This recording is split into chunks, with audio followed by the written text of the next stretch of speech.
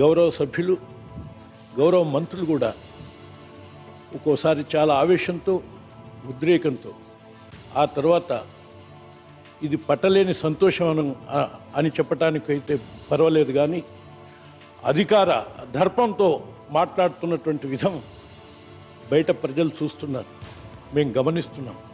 అయినా నాబోటి వాడికి అభ్యంతరం లేదు.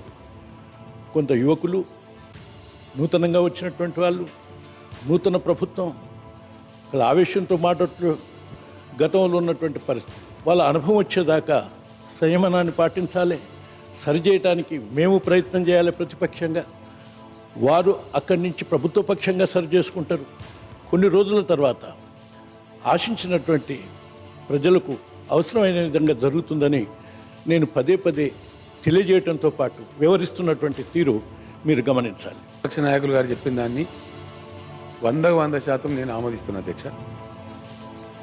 సభ జరగవలసిన పద్ధతి గురించి, సభకు సభ్యులకు ఉండాల్సినటువంటి సంస్కారం గురించి, మంత్రులు పాటించవలసిన సంయమనం గురించి జానారెడ్డి గారు చెప్పిన దాన్ని 100% మేము ఏకీభవిస్తాం అధ్యక్ష. దానిలో ఎవరికి కూడా రెండో అభిప్రాయం ఉండాల్సిన అవసరం లేదు.